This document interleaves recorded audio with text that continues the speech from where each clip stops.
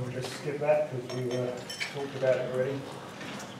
Okay, well, the talk I'm going to give today is the development of a talk I gave to the CET corporate members back in December. Some of it got assimilated into John Wronski's talk on Tuesday, so apologies for any repetition, but I think we've got quite a different audience here as well. You know, I mean, the original brief for the talk that I was giving to the CET was to look at the recent papers by people like Cameron Quaid and Steve Beresford and John Wronski on mineral system analysis and look at it from a geophysical perspective. How did it change, or how might it change the way that geophysics is used in exploration? And there's a couple of diagrams taken from some of these papers, and the top one shows basically issues of scale. We start off at a large scale, working our way through to smaller and smaller amounts of ground, of course, as we focus in on the exploration process. We're much better at things like detection when we get to the smaller scale, and we have to be much more predictive when we're working at the larger scale. And this is summarised in the equivalent diagram down here, basically where the detection curve is going up, and it's very low on this area down through here. And I actually disagree with this, and that's one of the fundamental things about this talk. I would argue that in fact this detection curve should be relatively flat over here as well if you look at it from a mineral system perspective. And in fact I'll argue that based on some of the recent ideas we can fill in with centre ground as well. And we could in fact do, one of the key things about mineral system idea is that we can be much better, or potentially at detecting things over a bigger range of scales. So, you know, we've got a predominantly geophysical audience. I know there's quite a lot of geologists in the room as well. This diagram is meant to summarise the way that geophysics is basically used at the minute. So you can think of things in terms of two end methods. We've really got the attempt to detect the mineralisation or the immediate mineralised environment, and at the other end of the scale you've got the mapping, where in the mapping situation you can't detect anything, if you like, specifically about the environment. This is in fact like the oil situation, where you make the best geological map that you can, and then you use your understanding of the geology and the mineral deposit to decide where you want to be. And an example would be, say, this magnetic data from Broken Hill, where there's nothing at all associated with the mineralisation itself. At the other end of the spectrum, ideally you can get a geophysical response ideally from the ore minerals, but that's very unusual. Graphite and uranium would be examples when you can do that. Realistically, you're usually getting a response from the ganglions, say from pyrrhotite, with the nickel sulfides and so on. And then we sort of get less and less ideal, if you like. Ideally, you pick the ore, then you go to the gangue, and maybe you can pick up the alteration, like in the epithermal belt here from the Coromandel Peninsula. Maybe there are favourable host lithotypes. The ideal one, of course, would be primary diamonds and kimberlite, but of course we've got things like mafic rocks and so on for hosting for gold, and also for nickel and so on. So we're working across a continuum from the map to the bump, if you like, the detection of the ore body versus the mapping of the geology. And taking the slide here that Ken has taken from the Academy of Science report, Ken's taken the whole idea of the mineral system. So as originally proposed, it was when Leslie Wyborn used a petroleum analogy. We need to be thinking about a source and a pathway and a trap. So that was quite quickly modified because there are obvious differences between our systems and petroleum systems. We should be looking about a source and a pathway, a physical throttle, what it is that actually makes a large amount of fluid flow through a relatively small space to enable the concentration of the elements into an economic accumulation, and also what about a chemical contribution to the precipitation of those metals from the fluid. And this is Ken's diagram from his paper in the ASEG special publication, and Ken argues that because we potentially got a lot more to target now. Instead of just trying to target the immediate ore environment, we can start now to target the source. We can start target where the fluids have flowed to get to the actual mineralised environment, and potentially the fluids that continued flowing on after the metals came out. And Ken particularly talked about imaging the pathway, or the footpath as he called it, I'm going to argue from a slightly different perspective, because my reading of some of the other papers that came out at the same time suggested that in fact something called a reservoir is potentially an easier target, I reckon, from a geophysical perspective. So we usually hear the mineral systems talked about in terms of this source pathway trap analogy. In the paper by Cam and John, they actually put it in what, from a geophysical perspective, I think is an easier way to think about it. And they talked about the critical elements of the mineral system, the fertility of the system, the favourable whole lithospheric architecture, transient geodynamics, which is about getting in the right, is it an arc or whatever, and also about preservation. Now geophysics doesn't have an awful lot to say about some of these things. It's really in the favourable architecture that the geophysics can offer the most. So that gives you the sort of the context for the first part of this talk. Okay, so I think everybody is well aware of ideas now in exploration that many types of deposit are associated with major structures. Deposits of all different types, even things like bits gold, which don't have sort of an obvious, or maybe they do, hydrothermal component. There's very often an association with these major discontinuities in the basement. They're often reactivated faults, they're often the boundaries between major crustal blocks in suture zones, and they often, as in fact John made the point in his talk about, they have a cryptic surface expression. This is the classic Driscoll lineament situation where you can see features in the geophysical data, but when you go to the ground, they're very hard to see in the geology. The thing that I think that is important about these things is that we really need to know how deep they go. If we're going to talk about the mantle as the source of the metals that make the deposit, obviously we want those structures that go to the mantle. So we do need to not just recognise them as, say, in gravity and magnetics at the surface, we need to have techniques that will tell us about which ones go how deep and so on. And sort of driving this along has been an interest now, I think, in surveys and in academia. It's much greater interest in deep geophysics, which seems to me to contrast quite sharply with the industry, where most of the newer technologies seem to be more interested in mine scale and shallower things like muon tomography and so on, developments in say, radar. In fact, there's not a lot changing that much in the geophysical technology. Airborne again would be one of the areas that's changing the most, but that's can only go relatively shallow too. So certainly from my perspective, the deep geophysics in Australia used to be done almost exclusively by people working in ANU, but now groups in Adelaide, at UWA, ANU still, a bit of Tasmania, taking a lot more interest in what the traditional crustal scale academic geophysics, and because of the mineral system ideas, this stuff has got something to contribute now, I think. I think it's convenient to think about the targets in two basic forms. So we're looking for major faults that we want to penetrate very deep, preferably to the mantle. So these, oops, just what I'm talking off to do. Which one am I doing? So over on the right here we've got, if you like, the simple case where we've got a suture zone where we've got two crustal blocks juxtaposed across the interface. Now from a geophysical point of view, that's not a bad target, because potentially you've got physical property contrast in either block, so it's something that you should be able to image quite well. But we also have the other end member, if you like, which is, if you like, an isolated structure, which is perhaps geologically and physically similar on either side. So we need to hit targets like that, and that's a much harder target because you're actually looking for the alteration or the physical property contrast that drives the geophysics to be in the fault itself, rather than associated with the juxtaposition of the two different blocks. So if we're going to look deep, what options do we have from a geophysical perspective?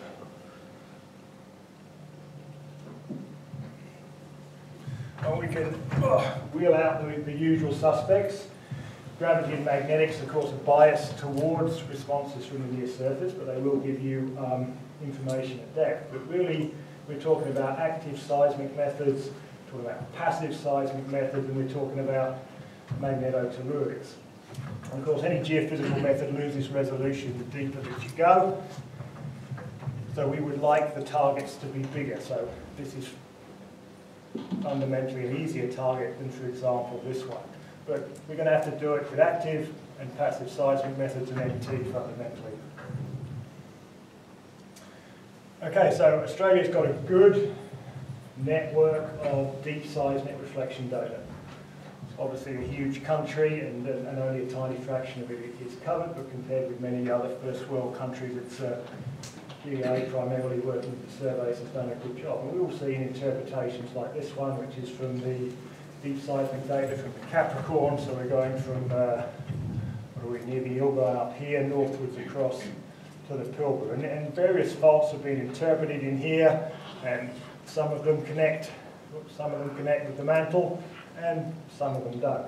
So if we think the mantle is the source of the fluids, that's potentially an important result. And the fact that we can image in such high resolution is really good. But the downside is these are expensive.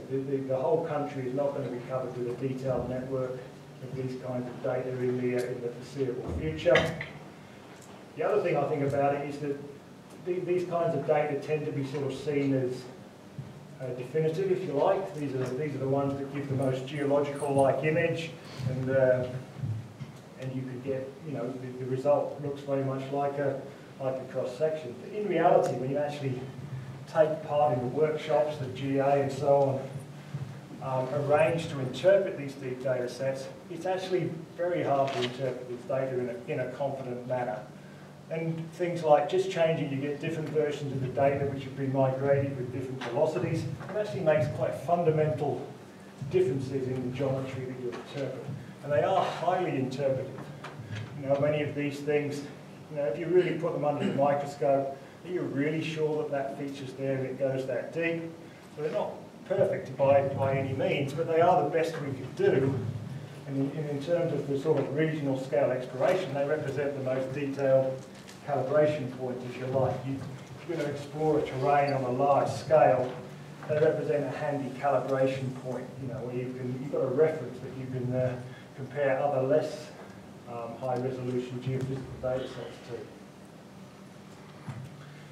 Now, some of the other things that we can do is work with passive seismic. So, in case you're not aware, the difference between active and passive geophysics is an active method. Basically, the survey has to provide the energy into the ground. So, from a seismic reflection point of view, you're setting off, well, you're not setting off an explosion, you're actually using a vibrator, but you've got your own source of sound and you're waiting for the reflection.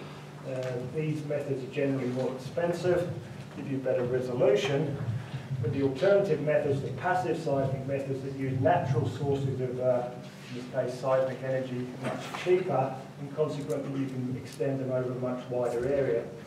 One of the techniques that is, I think has got a lot of potential and is now being applied in Australia is ambient noise tomography. It's quite hard to describe this in a fashion that's easy to understand, because to me intuitively it shouldn't work. Because what you're doing is you've got a network of detectors laid around here, and you're not looking, you're not waiting for an earthquake, you're measuring the background noise, which basically comes from primarily from the ocean. And you correlate that noise between any two adjacent stations, and you can actually work out the speed, the S-wave speed, between any one of those 2 points, which intuitively to me seems too good to be true, but you can certainly do it. And you can do this for any pair in your network, and then you get a 1D velocity function, say, between there, and between there, and between there, and there. And then it's like a CAT scan or a tomographic problem. You then work out a distribution of velocities across that network.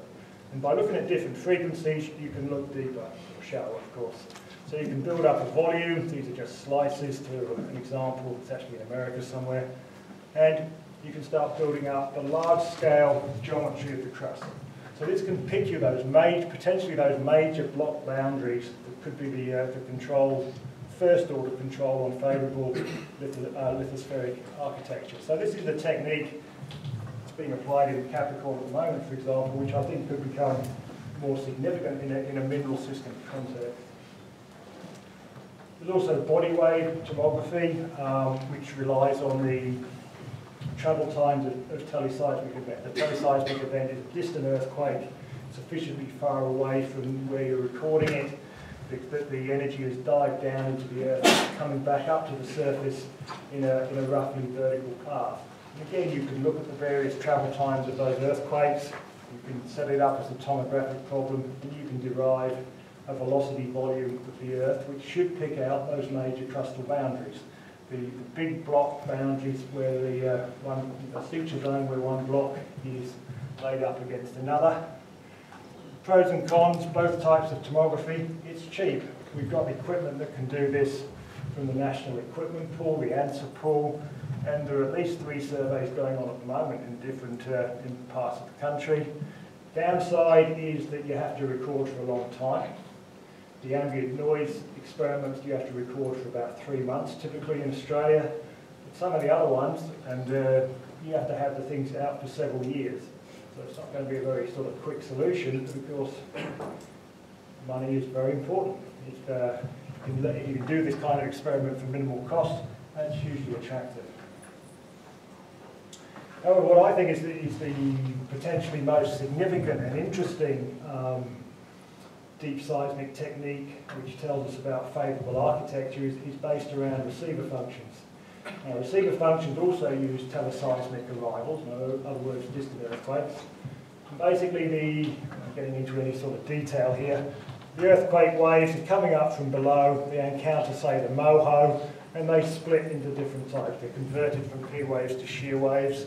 They bounce around, say, between the moho and the surface, and you get what's called the receiver function, which represents those different kinds of arrival measured at that station. And you can use that to derive a velocity function beneath that particular station. Now, this kind of stuff has been around for quite a long time, and it's been quite widely applied in Australia by ANU, but there have been what I think are some quite recent, quite significant recent developments in the technique, which makes it significant from a regional exploration point of view. Now, traditionally, you've only picked the largest velocity variations. You've got sort of how thick's the crust, how thick's the lower crust, and so on. But more recently, particularly some people working in America, they've started looking at the relative arrival times of the converted shear waves, for example. And again, without getting into the detail, basically by looking at the relative speeds of the polarised shear waves, they can start to tell you where there are major dipping and isotropic features in the crust. In other words, they can start picking out the major boundaries, get the dip of the boundaries and so on from these kinds of data. Also, traditionally these things have been deployed, maybe 50 or 100 k's apart to give you a whole series of individual velocity functions. But they're now moving into something called common conversion point processing, where you have a whole series of these relatively close together, perhaps a few k's apart, and you treat them as an array, or you record them as an array. And just to jump to the end here, this is an example of this kind of recording across the Himalayas from, what is that? That must be, I can't see it scale very well, a few hundred kilometres long, and it gives you a result which resembles a seismic reflection section. Now, it's nowhere near as high resolution, but it's orders of magnitude cheaper. So to me, if you're going to start building up a network of deep geophysical profiles across Australia to tell you where the major sutures are, major faults are, this kind of technique has got huge potential.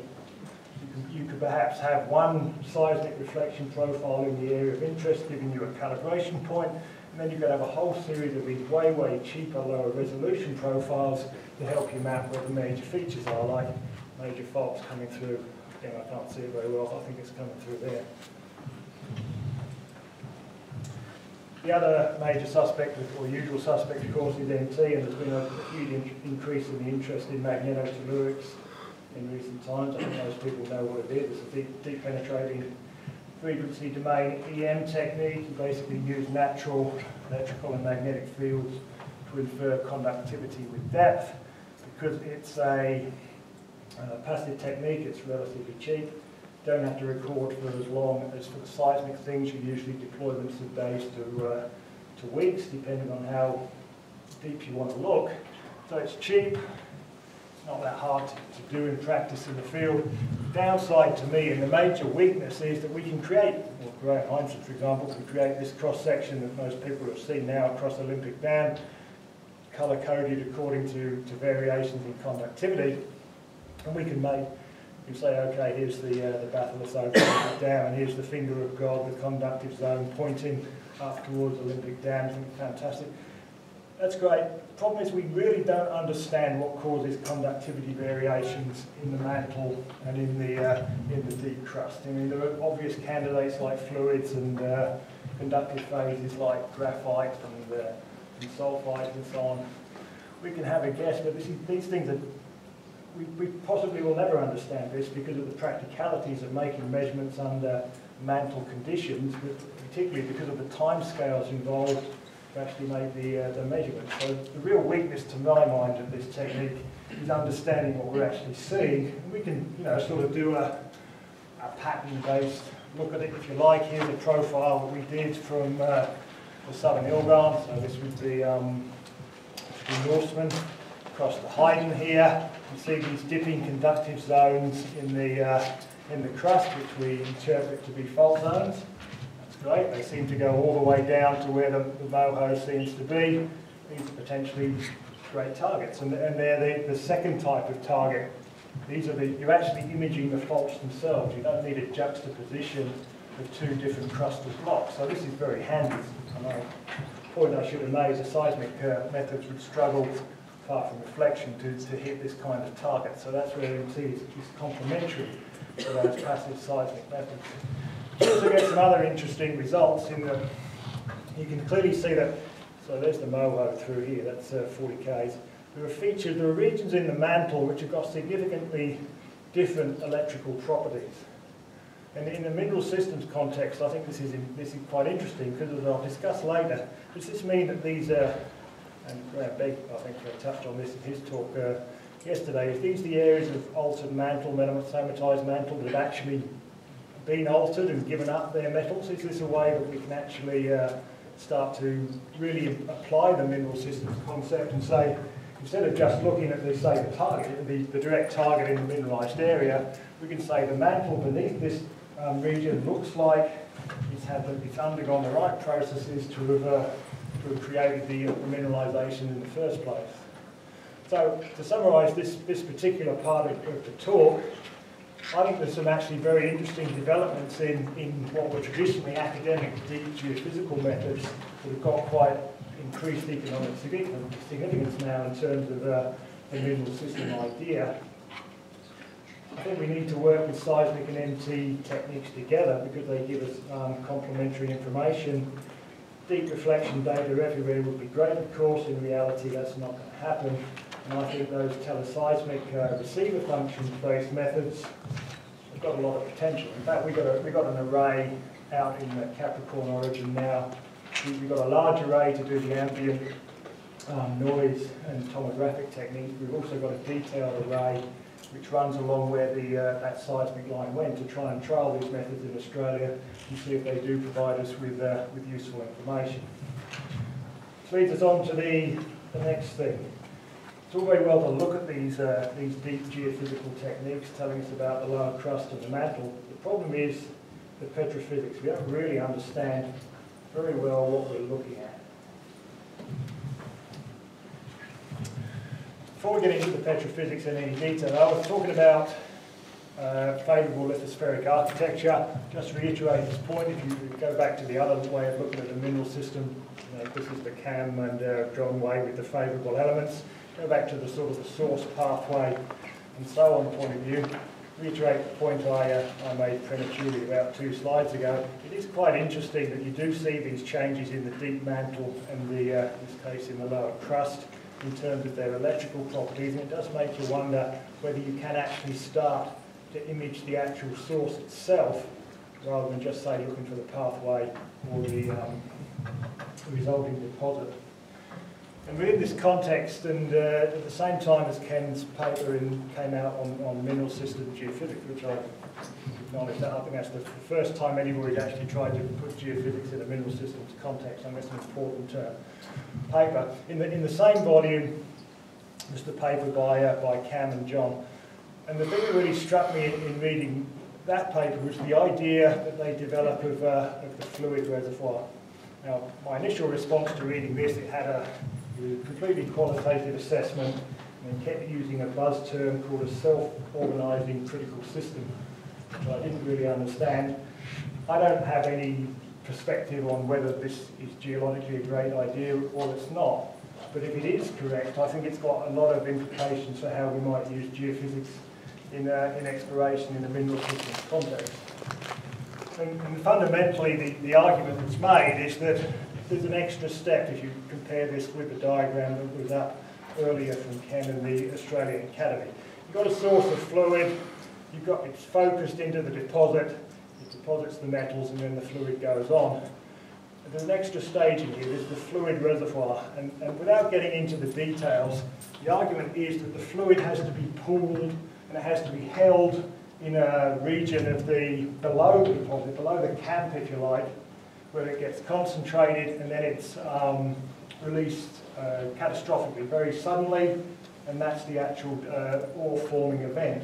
It seems to me that this reservoir is actually a very handy target, and it's a much easier target than perhaps looking at the flow path along a fault, because it's shallower and it's bigger, so it's an easier target. So this is the schematic. John showed it in a different form on Tuesday, and I think this is the one for the copper gold. So fundamentally, they're talking about a reservoir, 5 k's or something below the camp, where the fluids are held before being released in one or more events, and they've got different phases of mineralisation perhaps within the same deposit, or you've got a whole series of them forming the camp. So to me, the interesting question then becomes, okay, if there was this large area where the fluids were sitting around before they were released, what are the petrophysical consequences of that? Is that something we can actually target? Because it is, I would think you would agree, a much easier target than a fluid pathway in the lower crust or something. And just looking at things in that context, we've got some of the Adelaide group's magnetotellurics across Olympic Dam. So this is a newer version of the slide I showed before. I can't read that very well, I'm afraid. I think that's Olympic Dam, isn't it? And depth-wise, sorry, I can't see very well. You're in the mantle at this point, and you're in the lower crust over here. So here's the finger of God pointing at the deposit, and at some other ones. You've got an altered region in the lower crust, you've got an altered region in the mantle. It's very hard to sort of look at that and not think, well, is that altered mantle that was the source of the fluids? Is this not the reservoir area where perhaps they sat before they were released to create the deposit? It's an attractive interpretation of that data set. Look at some more MT over here. This survey was done some time ago. It was published a little while ago too. It doesn't seem to have created much attention. This is an MT profile across Kalgoorlie. So I think Kalgoorlie itself is somewhere in here. And sorry you can't read the scale very well. The base of the crust would be at about that level. And again, you've got a poorly defined, because you haven't got many stations, conductive zone that sits roughly where Kalgoorlie sits. Is this related to some kind of reservoir situation? I think that's an intriguing possibility and potentially quite important in terms of the application of targeting, because going back to this diagram that Cam and others put out, they're saying, okay, we're quite good at detection at the prospect scale, the magnetic anomaly with the nickel sulfide or the EM anomaly and so on. So I said I disagree with this. I think if you're going to say that the key elements in a mineral system at the regional scale are things like major faults and major boundaries, I think we're actually very good at picking those. I mean, they're quite easy geophysical targets to find the edge of a crater on something, so I would have said the curve needed to be up over here, and there would have still been this low at the camps, the sort of the camp scale. But if you can't actually image the reservoir in there, it actually fills in the gap quite nicely, and therefore potentially things are not as bad as they seem. And to me, one of the most important implications from the idea of looking at the whole mineral system, the source and the pathway and the reservoir, as well as the deposit itself, is that you've got a whole range of what are potentially quite good geophysical targets across that whole range of scales, and the prediction becomes less important. We've got the prediction of course is inherently very difficult. We've got potential at least to have detection across a very broad range of scales. Which brings us back to what I think is the major problem here, and other people are going to talk about petrophysics, so I'm not going to go into it in any great detail. what are the implications of the metasomatism, say, at the mantle to release the metals to get them into the fluid? What about what is actually happening when these fluids are sitting in this hypothetical reservoir? What kind of target would it actually be? And this is a petrophysical problem. Now, petrophysics has been a problem for a long time. I was a bit disappointed that John quoted me in his talk, so that I would said petrophysics was hard. I didn't say anything of the kind. I said it was fucking difficult.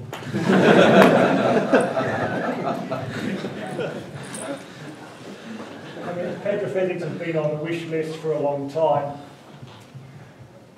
I get sort of beaten about the head with it after every CET corporate member saying, why haven't you started on that petrophysics stuff that you promised that you would do when I talked to you a year ago?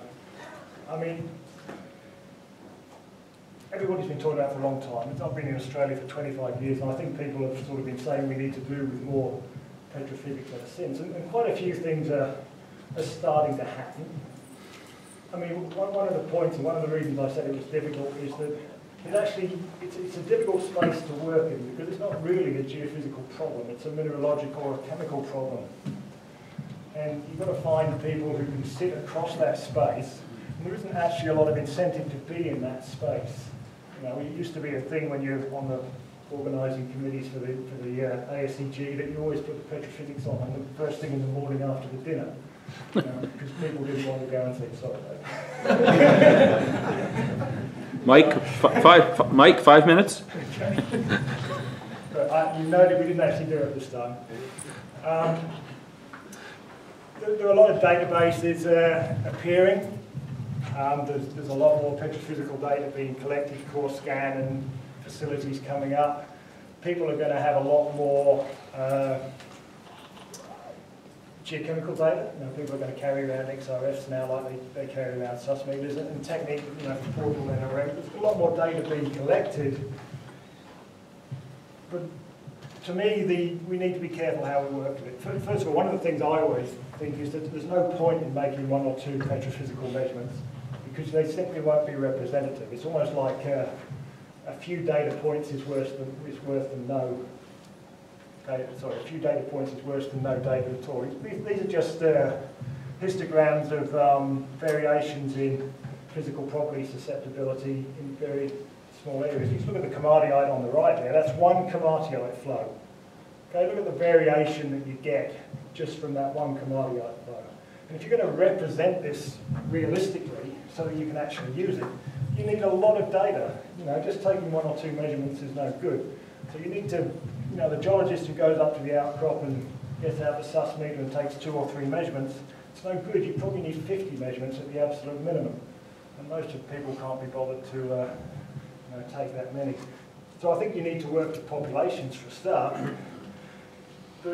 But to me, what I think is important is that the major control on petrophysical properties, I think, is alteration. And they always seem to be compiled in terms of lithological data sets. You know, here's what the basalts look like, emphasis on collecting fresh data. When I put together the textbook that was recently published, we put a lot of emphasis on petrophysics, and we compiled some data. We didn't compile this, we stole this from Dave. It shows the range of magnetic susceptibilities for different rock types. Now, what you actually find in practice, if you make a compilation of, say, all the basalts in your exploration area, you don't get this kind of range. But, you know, sorry, I can't see too well. But looking at the, say, the peridotites down through here, you can see that they cover about 2 orders of magnitude. Now, what we've got here is data sets from individual areas which look at the ultramafic rocks and the susceptibility variation as a function of serpentinisation. And you can see they start to cover orders of magnitude variation just due to the alteration. The alteration is probably the most important thing in this kind of rock. It's not actually the lithology you should be looking at, it should be the amount of alteration. Similarly, again with serpentinisation, and incidentally, when we did this compilation, the only kind of alteration where we could find enough data that we could make any sort of comment about how it was affecting physical properties was serpentinisation. We couldn't find anything on talc carbonates and all that sort of thing. And that's actually what we're going to, that's what our contribution to petrophysics will be in recent times. Cam Adams at the back is going to do a PhD looking at some of the alteration of the komatiites in the Kambalda area. Just looking at seismic properties now. This is basically the variation in acoustic velocity versus density, so effectively acoustic impedance for different rock types, colour-coded from ultramafic down to the more felsic. And this is one ultramafic sample with different amounts of serpentinisation. So it goes across the whole gamut of lithology, just simply based on the amount of serpentinisation. So we need to be looking at the petrophysics very much, I think, from the alteration perspective, not so much from the lithological perspective. But this is actually, in some ways, quite an encouraging result, because if we are getting petrophysical variations in the sources or in the reservoirs and so on, at least they should be good, strong geophysical targets if we could actually just work out whether they're there and whether they're worth pursuing. Just to finish off quickly, how might we target these reservoirs? Well, I'm wondering whether we shouldn't be going back to a relatively old technique. In response to the Ronsky thing, we can't keep doing the same thing. I did my PhD in wide-angle seismic refraction 20, 30 years ago back in Scotland. I showed you that the seismic consequences of, say, serpentinisation are very significant. Let's say that we do have one of these reservoirs with an altered zone beneath our camp. Seismic refraction methods, so basically you want the site, they're active methods, make a bang, record them along a widely spaced array. Using the sort of tomographic techniques that are around now but weren't earlier, we could potentially image a reservoir with wide-angle seismic. Combine that perhaps with electrical methods. Maybe these are the techniques that we should be revisiting.